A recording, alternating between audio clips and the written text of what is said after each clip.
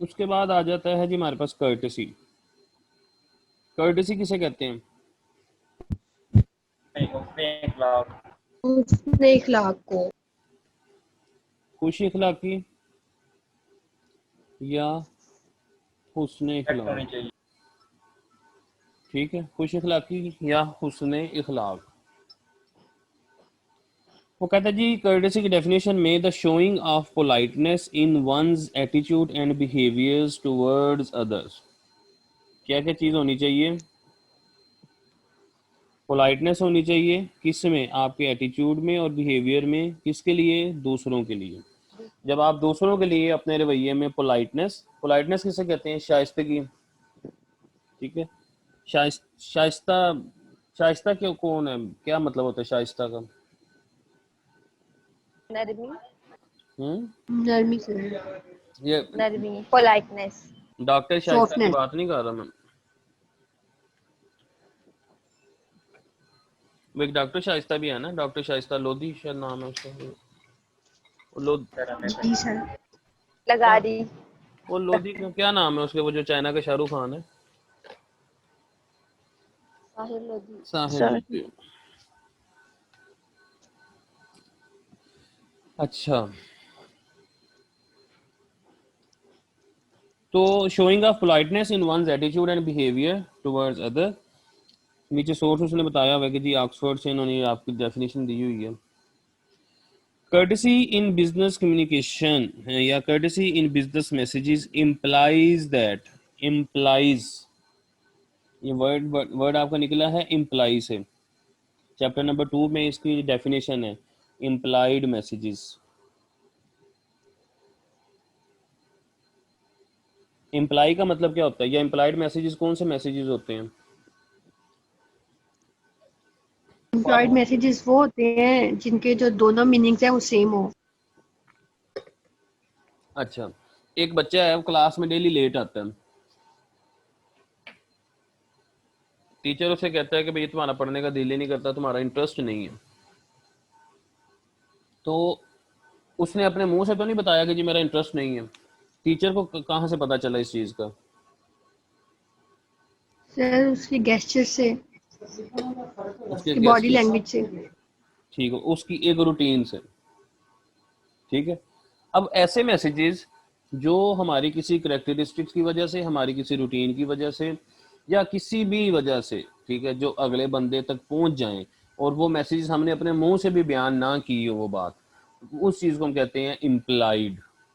ठीक है, कि दिस इम्प्लाइज, फॉर एग्जांपल, अब आप अगर ये कहें कि जी मैं रोड पे अगर मैं ड्राइव कर रहा हूँ या कर रही हूँ, ठीक है, तो सीट बेल्ट में ना भी लगाऊं तो खैर है, तो वो कानून के मुताबिक हमें सीट बेल्ट लगानी पड़ेगी। तो वो ऑटोमेटिकली जब हम रोड पे निकलेंगे और हम गाड़ी में बैठे होंगे और खासतौर पर ड्राइवर सीट पे होंगे, तो ये चीज़ ऑटोमेटिकली इम्प्लाई करेगी कि we should have to fasten our seat belt. ठीक है, तो वो चीज़ जो जी किसी सर। न किसी वजह से सामने आ जाती है, जो किसी न किसी वजह से खुद ब खुद लागू हो जाती है, उसको हम कहते हैं इम्प्लाइड मैसेज। चैप्टर नंबर 2 में इसकी प्रॉपर एक टॉपिक है, छोटा सा डेफिनेशन भी है इसकी।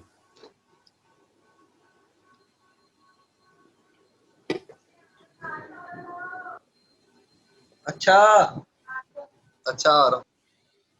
क्लियर हो गया जी? तो courtesy in business communication implies that, जब आप कर्टसी लेके आते हैं अपने बिजनेस मैसेजेस में, तो ये चीज़ इम्प्लाई करती है that message should show the sender's expression as well as respecting the receiver.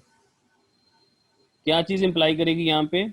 कि आपके जो मैसेज है उससे सेंडर्स का एक्सप्रेशन, सेंडर्स एक्सप्रेशन, सेंडर के मैसेज का जो उसका बेसिकली अपनी जो एक है उसकी क्या कहेंगे, क्या कहते हैं यार उसको, मतलब उसकी जो भी बॉडी लैंग्वेज है जो एक्सप्रेस करना चाह रहे हैं वो भी एक्सप्रेस हो, as well as respecting the receiver, और रिसीवर के लिए रिस्पेक्ट भी शामिल होनी चाहिए, and being considerate to their personality, और वहाँ पे आपने कंसिडरेशन भी शो करनी है। तो इस लाइन को अगर मैं देखूँ तो तीन चीज़ें मैं यहाँ से पता चल गई। नंबर 1, सेंडर्स एक्सप्रेशन, सुन रही हैं बेटा? Yes, sir. Yes, sir. Number 2 Yes, sir. Respect and number 3 consideration. ठीक है, ये तीन चीजें हमारी कर्टेसी में होती हैं। ठीक है, ये चीज इम्प्लाई होती है। सेंडर का एक्सप्रेशन, रिसीवर के लिए रिस्पेक्ट और उसकी पर्सनैलिटी के लिए consideration. The sender should be sincerely enthusiastic, polite, judicious and reflective. The sender should be sincerely enthusiastic किसे कहते हैं हम? पुरजोश होना सर। ऑप्टिमिस्टिक भी कह सकते हैं और पुरजोश होना भी कह सकते हैं। पुरजोश होने का मतलब कि अगले बंदे के लिए आपके अंदर कुछ एक पॉजिटिविटी होनी चाहिए। नंबर 2 पोलाइट, पोलाइटनेस हमें पता लग गया, शाइस्तगी। जुडिशियस, जुडिशियल, जी सर। ठीक है। जुडिशियस का मतलब neutral, unbiased. And reflective, reflective का मतलब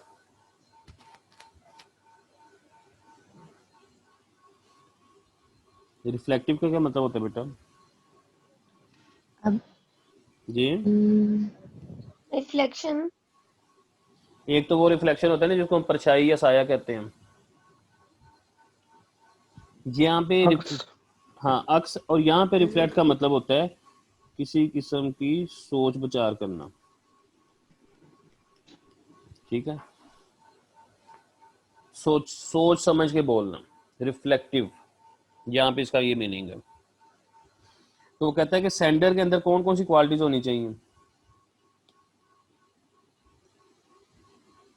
सेंडर की qualities enthusiastic, polite, judicious and reflective. ये 4 पॉइंट्स हैं, इनको आपका पता होना चाहिए।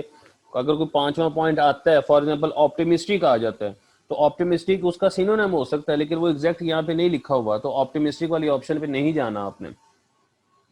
फॉलो कर रहे हैं बात को बेटा? सर ये जुडिशियस एक्सप्लेन कर दें न्यूट्रल के सेंस में। बेटा जुडिशियस, देखे ना आप, जज जो होते हैं, ठीक है, उसको हम जुडिशियल का वर्ड यूज करते हैं ना। जुडिशियस बेसिकली कहते हैं इंसाफ पसंद को। ठीक है, अब ये हम लॉ तो पढ़ नहीं रहे कोई, ये तो कम्युनिकेशन है। तो कम्युनिकेशन में इंसाफ क्या होगा कि आपका जो सेंडर है वो अनबायस्ड हो, न्यूट्रल पर्सन के तौर पे वो बात करे। अच्छा, अगर वो बायस्ड हो के बात करेगा तो फिर तो वो एक बैरियर आ जाएगा ना, जिसको हम साइकोलॉजिकल बैरियर भी कह सकते हैं। जी सर। क्यों बेटा? Yes sir. यस। तो without anything in his mind, ठीक है, किसी किस्म का कोई बैरियर माइंड में रखे बगैर उसको एज ए जुडिशियस पर्सनैलिटी, उसको न्यूट्रल पर्सनैलिटी, उसको अनबायस्ड होकर बात करनी चाहिए। तो आप कर्टिसी शो कर। अब देखे ना, मेरी बात सुने, एक बंदा है जिसको आप पसंद नहीं करते, लेकिन वो जब आपके सामने आ जाते तो आप उसके साथ बड़े अच्छे तरीके से बात कर रहे होते हैं। ठीक है, वहां पे आप कर्टिसी तकरीब शो तो कर रहे हैं, but actually you are not judicious at that moment. समझ आई बात की? Yes sir. मतलब अगर आप उसको रियलिटी बेसिस पे देखें तो वहां पे आप जुडिशियस नहीं है, लेकिन आप शो इस तरह से कर रहे हैं। जी बेटा। सर उन्होंने पूछा द सेंडर शुड बी, मतलब सेंडर को होना चाहिए, अगर वो नहीं होगा तो फिर क्या सर उसका बेटा फिर वो होगा? कर्टेसी का एलिमेंट मिस हो जाएगा ना बीच में, कर्टेसी का एलिमेंट मिस हो कम्युनिकेशन जाएगा, इनफेक्टिव भी हो सकती है। कम्युनिकेशन इनफेक्टिव हो जाएगी।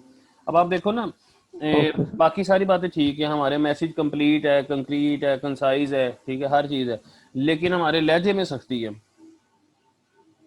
Yes sir. ठीक है, हमारे लहजे में पोलाइटनेस नहीं है, तो वो उसका जो इफेक्ट आएगा, इफेक्ट भी हमने यूनिवर्सल एक पढ़ा था ना कि हर कम्युनिकेशन का यस इफेक्ट सर। आता है। तो उस कम्युनिकेशन का जो इफेक्ट आएगा वो फिर वैसा नहीं होगा जैसा सेंडर चाह रहा है, जो सेंडर की इंटेंशन है। Okay sir. और सर एक क्वेश्चन और था कि ये कम्युनिकेशन में sir 7 C's at a time apply होने चाहिए? जरूरी नहीं है, आपके कॉन्टेक्स्ट पे डिपेंड कर रहा होता है। ओके और सर। वो ये हो जाएगा ना कि कम्युनिकेशन मतलब कितनी वर्सेटाइल या किस नौयत की हो रही है, फिर उसकी एप्लीकेशन होगी 7 C's की उस मतलब हिसाब आप से। एक टाइम पे जो हमारी प्रायोरिटी है वो ये है कि हमने अपने सारे सीज को कोशिश करनी है कि हम इन्वॉल्व करें। लेकिन फॉर एग्जांपल किसी जगह पे जाके आपको बहुत ज्यादा चीज एक्सप्लेन करने की जरूरत पड़ जाती है, ठीक है, तो वहां पे तो फिर जी आप सर। कहेंगे Yes, कि sir. हमारा मैसेज अब कंसाइज नहीं रहा। Concise. Yes, sir. समझ रहे मेरी बात को? जी सर. ठीक है, समझ गया सर। हाँ, लेकिन चूंकि ये चीज़ है बिजनेस कम्युनिकेशन की, तो हमारी प्रायोरिटी यही होनी चाहिए कि सम हो हम अपने जो सारे सीज हैं हम उनको इम्प्लीमेंट ज़रूर करें, और वो हो भी सकते हैं और कहीं पे नहीं भी हो सकते। जी सर। सर कॉन्टेक्स्ट पे डिपेंड करेंगे ये भी. कॉन्टेक्स्ट पे, जैसे कंसाइजनेस में ही लिखा था कि रेपिटेशन को अवॉइड करना है, Yes, sir. ठीक है, लेकिन साथ वहां पे भी वहीं पे ये पॉइंट भी था कि बाज दफा कोई ऐसा बीच में पॉइंट आ जाता है जहाँ पे आपको चीज़ रिपीट करने की जरूरत पड़ जाती है अपने मैसेज पे एम्फोसिस शो करने के लिए। जी सर. ठीक है, देखें ना मेरी बात सुने, अगर मैं बात करूं किसी भी बुक की, ठीक है, तो जो सबसे बेहतरीन किताब है, वो जो हर हवाले से मुकम्मल किताब है, वो कुरान मजीद से बेहतर तो नहीं हो सकती कोई, No, sir. ठीक है। नो अब सर। अब जितने भी ये सीज हैं, ये जितने भी देखें ना, जितने भी सीज हैं, आप अगर इसको रिलेट करें तो ये सारी वो अहकामात हैं जो हमारे मजहब ने हमें दी हैं। जी सर. कंसिडरेशन का पॉइंट देख लें, हमारे मजहब ने इस चीज़ का हमें सिखाया हुआ है, कंसिडरेशन लेनी है आपने रिसीवर को, अगले बंदे को बात बतानी है। कर्टसी हमारे मजहब का है, अंग्रेजों ने तो नहीं कर्टसी यहाँ पे बयान की हुई, ये तो चीज़ें बेसिकली हमारे वहाँ से आई हुई हैं सारी। तो आप 7 सीज में से, अच्छा, बात को फिल्टर नहीं करना, बात को कंप्लीट करना है, बात छुपानी नहीं है, ये बातें हमारे मजहब ने नहीं बताई हुई। जी सर. Yes sir. अच्छा, अब ये देखें, अब उससे ज्यादा मुकम्मल किताब तो नहीं हो सकती कोई, लेकिन उसमें भी बार बार बार बार आपको बिल्कुल सर। डिफरेंट जगहों पे आके जो अहकामात है वो रिपीट किए गए हैं। Yes, सर जैसे और वो नमाज का हुक्म दिया गया जैसे 700 बार. बिल्कुल ऐसे ही है। वो क्यों दिया गया? वो इसलिए दिया गया है कि उसकी एम्फसिस, उसकी अहमियत वाजे हो सके, ठीक है। तो जो ओकेजनल रेपिटेशन है, वो जहाँ पे जरूरी होगी वहां पे हम अपनी रेपिटेशन वहां पे शो करेंगे।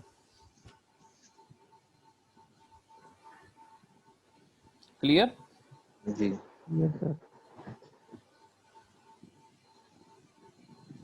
ओके, फिर वो बताता है कि जी कर्टियस मैसेजेस जो होंगे उसमें से क्या चीज हमारी डेमोन्स्ट्रेट होगी। Number 1, be sincere and tactful, thoughtful, appreciative. ये भी यहाँ से भी क्वेश्चन, ये जितने भी पॉइंट्स हैं ना, क्वेश्चन एक्चुअली इनमें से ही बनते होते हैं।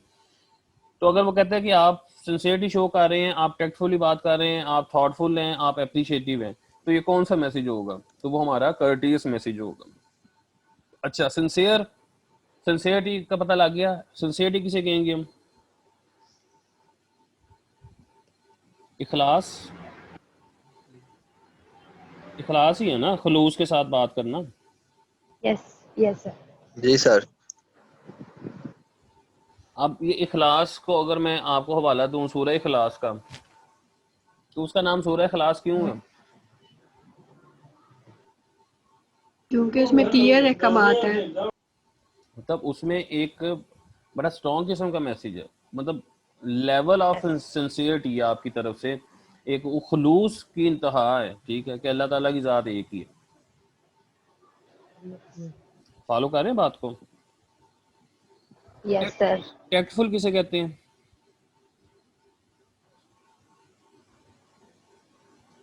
क्या सर? टेक्टफुल बेटा, जो वर्ड है आपका टेक्ट, सर तदबीर। तदबीर, ठीक है। तो आप लोग बात करते हुए कहते नहीं है यार ये फलाने बंदे को ना टेक्ट बड़े आते हैं। चाल सर।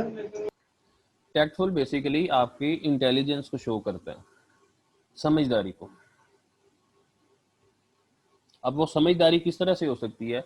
अब जब आप किसी को कर्टसी, आपने कर्टियस मैसेज आपने किसी को देना है, तो आपको समझदारी का मुजाहरा करना पड़ता है, वहां पे बंदे के हिसाब से आप उसको कर्टसी प्रोवाइड कर रहे होते हैं। सिंसियरिटी, टेक्टफुलनेस, थॉटफुल, सोच समझ के, एप्रिशिएटिव।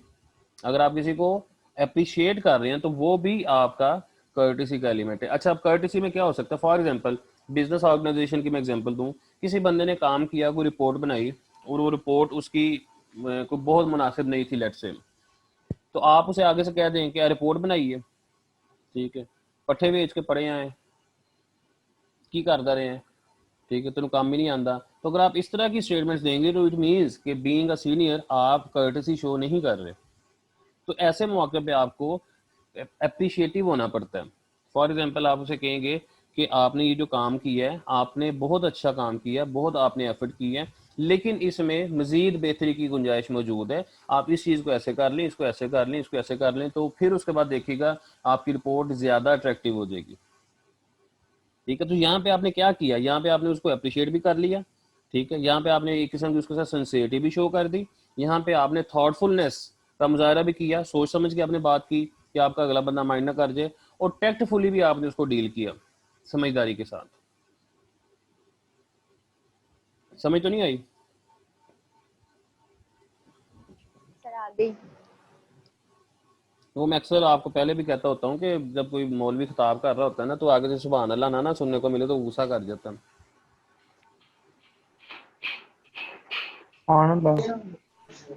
सर आप मौलवी का रोल प्ले कर रहे हैं।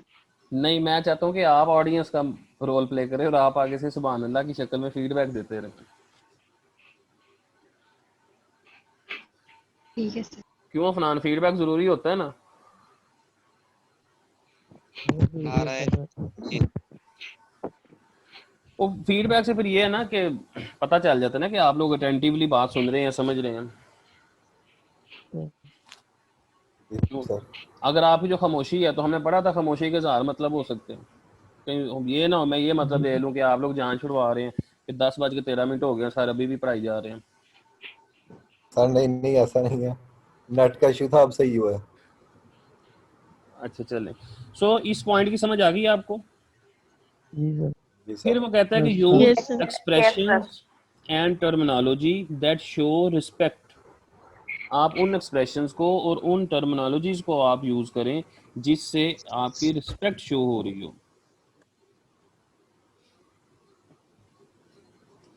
जी सर।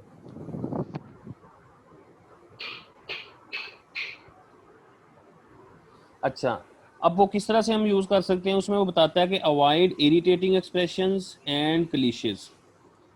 क्लीशेस का पूरा टॉपिक हम चैप्टर नंबर 6 में पढ़ेंगे, ठीक है। क्लीशेस पे पूरा टॉपिक है। आप इसको यहाँ पे आप यूज कर लें इसको इस तरह से, ओवरली यूज्ड वर्ड्स या इंतहाई जो कॉमन वर्ड्स होते हैं, ठीक है। कॉमन वर्ड्स मतलब जो आपके स्पेसिफिक नहीं होते कम्युनिकेशन को लेकर, आपको कम्युनिकेशन के मुताबिक अपनी टर्मिनोलॉजी यूज करनी पड़ती है ना। जैसे सब्सिक्वेंट कम्युनिकेशन एक वर्ड है, तो यहाँ पे जो सब्सिक्वेंट का वर्ड है ये एक स्पेसिफिकली शो कर रहा है कि बाद वाली कम्युनिकेशन, एक कम्युनिकेशन होगी उसके बाद जो कम्युनिकेशन हो रही है वो हमारी सब्सिक्वेंट कम्युनिकेशन है।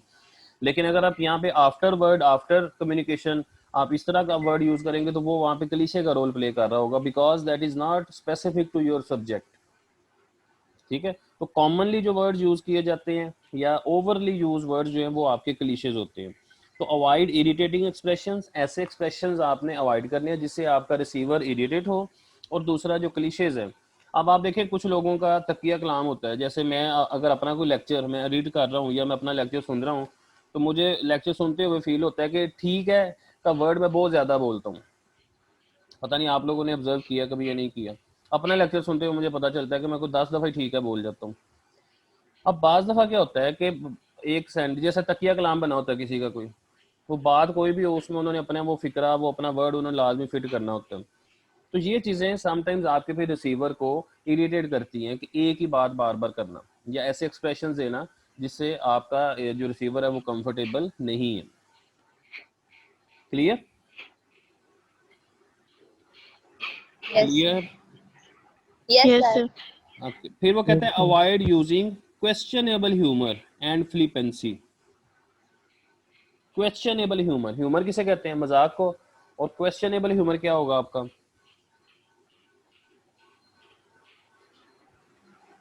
ऐसा मजाक जिसमें क्वेश्चन रेज हो रहा हो। Sir, tons, काबिल इतराज,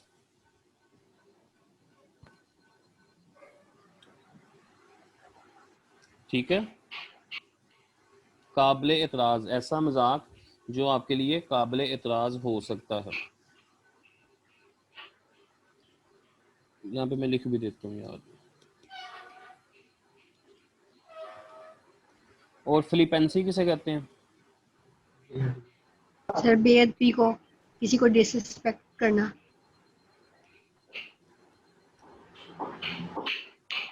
ये मैंने लिखा चर्ब जुबानी, मतलब इसका शुद्ध उर्दू में मीनिंग देखें तो चर्ब जुबानी। चर्ब जुबानी का मतलब होता है आगे से जुबान चलाना, ज्यादा बोलना, ज्यादा अल्फाज का इस्तेमाल करना।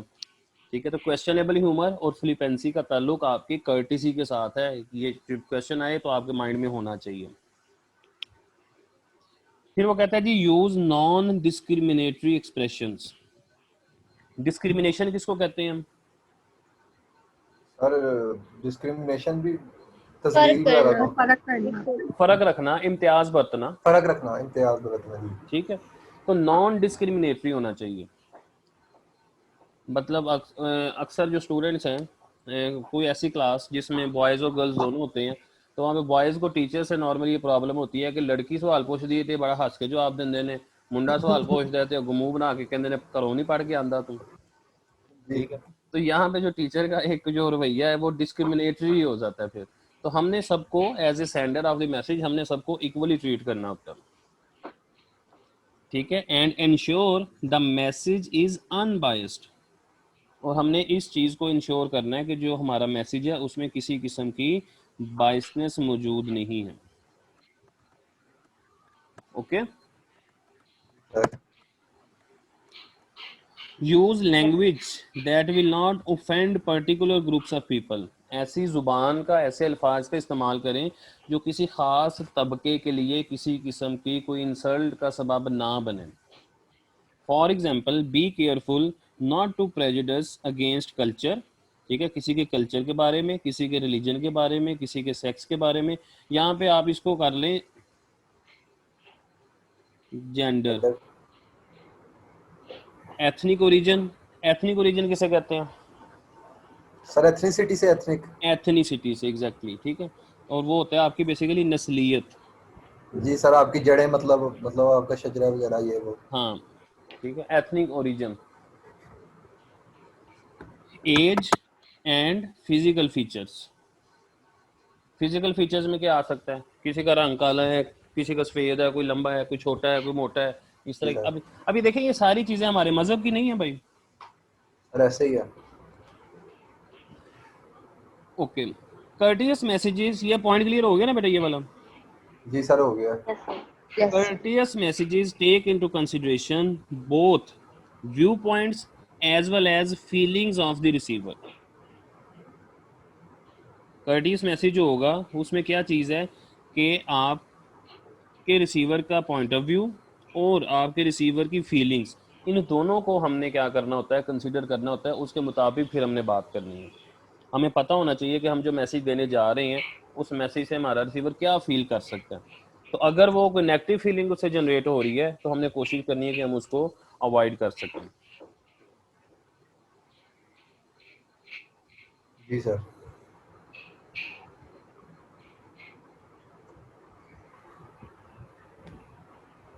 यार ये टॉपिक ना आज कवर कर लेते हैं, थोड़ा सा ही रह गया बस। ठीक है, ओके। फिर वो कहता है जी courteous messages are positive and focused on audience.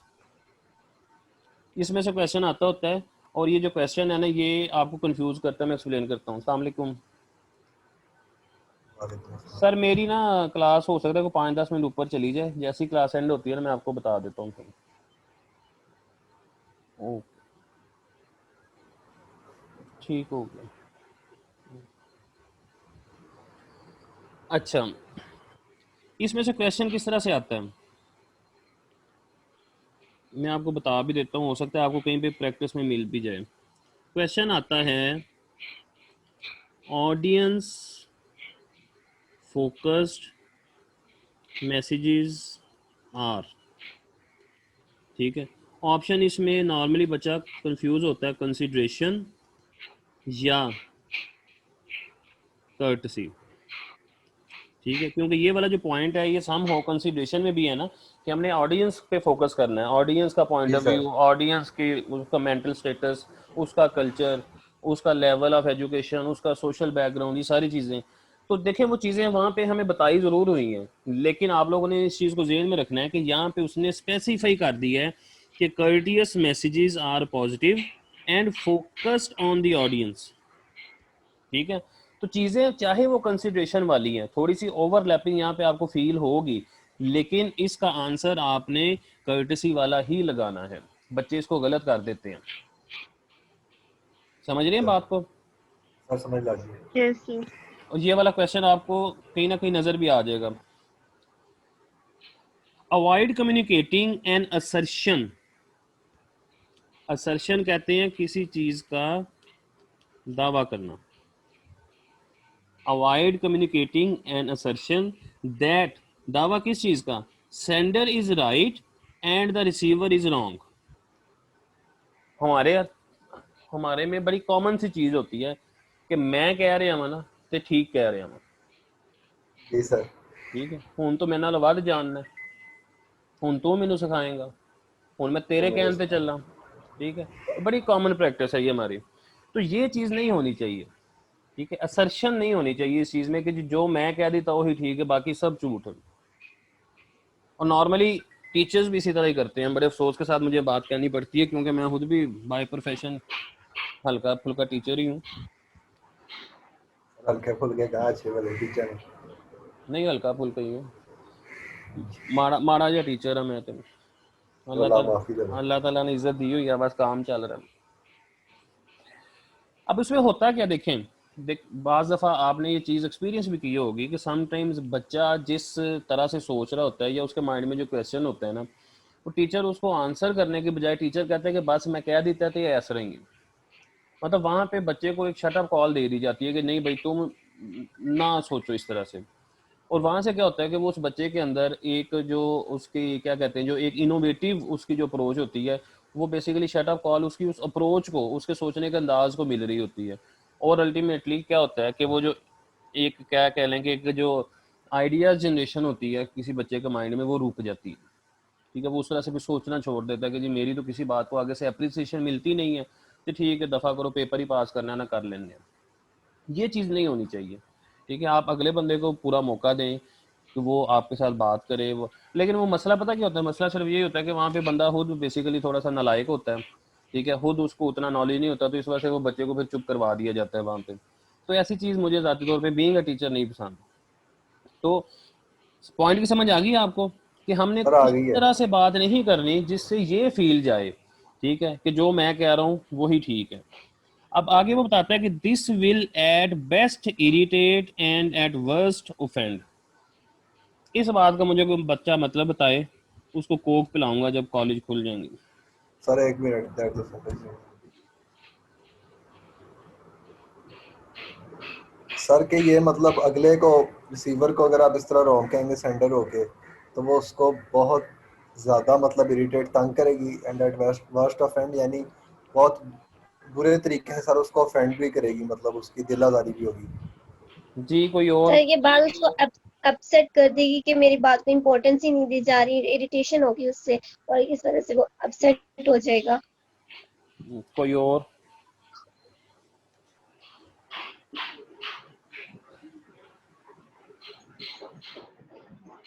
उनसे ये मतलब बहुत इरिटेट करेगी बात, और उसे लगेगा कि मैंने गलत पूछ सर लिया, बहुत बात बुरी तरह गलत कर ऑफेंड दी भी है। है। चले मैं बता दूं। सर आप ही बता दें। देखो हर चीज के ना, हर चीज के आप कह लें कि दो रुख होते हैं। ठीक है, अब दो रुख किस तरह से हो सकते हैं? फॉर एग्जांपल ये मैंने नहीं कितने गया पेन, ये देखो, ये मैंने एक लाइन ड्रॉ की, इसके दो एंड्स हैं, एक पॉजिटिव एंड कह लें और एक नेगेटिव कह लें। एक एंड जो पॉजिटिव है उसको मैं कह देता हूँ ये बेस्ट है, ठीक है, और जो नेगेटिव एंड है उसको मैं कह देता हूँ वर्स्ट है।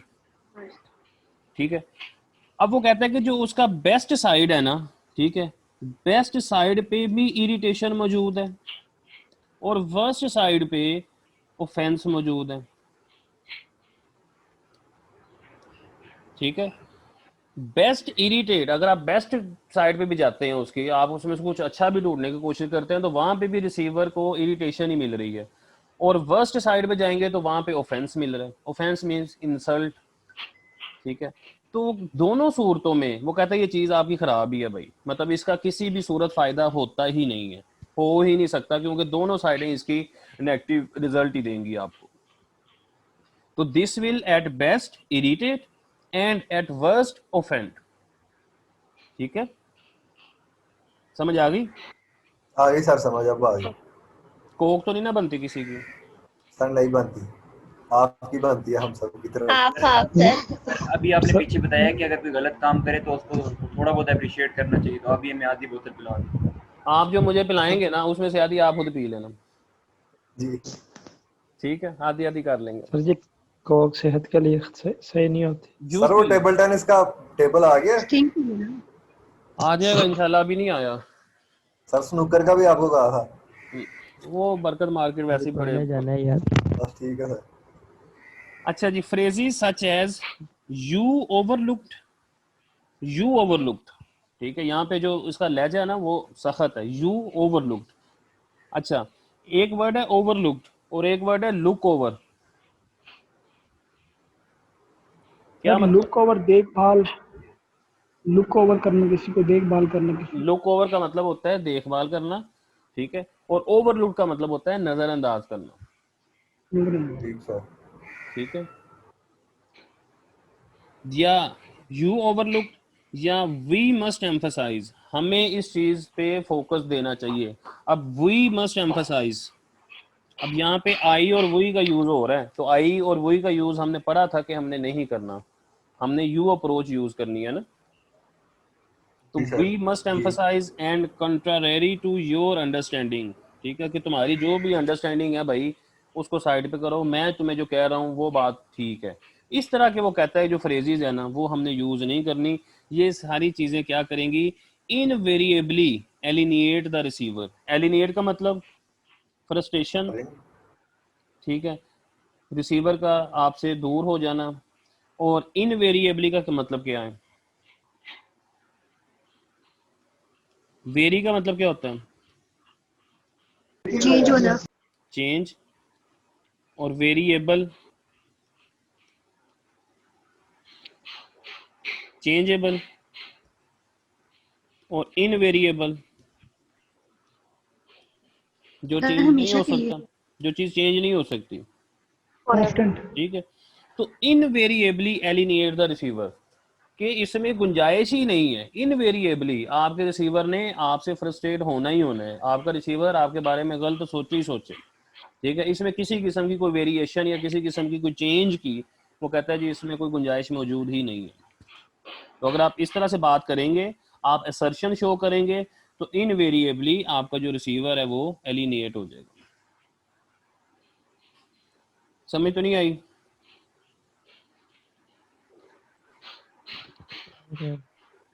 आगे सर। ओके जी। Lack of understanding of information, courtesy में lack of understanding of information receive. अगर आप किसी को कोई इन्फॉर्मेशन दे रहे हैं और वो बंदा आपकी इन्फॉर्मेशन को अंडरस्टैंड नहीं कर पा रहा, तो आपने बजाय इसके कि आप ये कहें कि I can't understand any of this confusing table, तो आपने इस तरह से बात नहीं करनी कि जी ये जो तुमने मुझे टेबल बना के दिया है, टेबल की यहाँ पे उन्होंने एग्जांपल दी हुई है, मैंने तेरी भाई कोई समझ नहीं आ रही, पता नहीं की बना के लैन दे तू, ठीक है। तो इस तरह की बात आपने नहीं करनी, आपने कहना है कि इस टेबल को देख के मेरी जो अंडरस्टैंडिंग है वो कुछ इस तरह से है, आप इसको ज़रा वाजे कर दें कि आप यही बात मुझे समझाना चाह रहे हैं या आपका जो पॉइंट ऑफ व्यू है वो इससे ज़रा मुख्तलिफ है। तो बात करने के अंदाज में कर्टेसी का एलिमेंट शामिल हो जाएगा कि इट इज़ माई अंडरस्टैंडिंग, मेरी अंडरस्टैंडिंग इस पर इस तरह से हो रही है, आप इसमें मुझे क्लियर कर दें कि आप क्या बात करना चाह रहे हैं। डिफरेंस समझ आया दोनों चीज़ों में? तो सुन रहे हैं ना? Yes sir. यस सर, सुन रहा हूँ सुन रहा हूँ।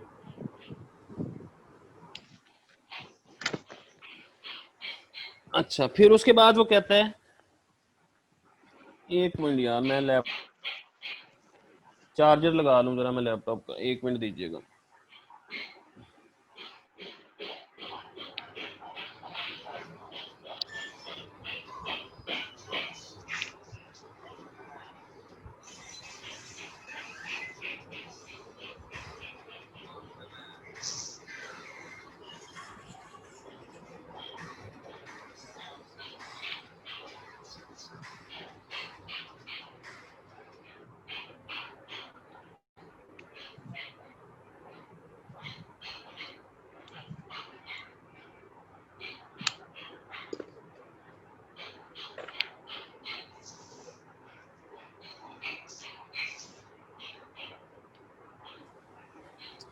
अच्छा जी, पिछली जो एग्जांपल थी वो एग्जांपल किस हवाले से थी, इंफॉर्मेशन रिसीव्ड की, ठीक है।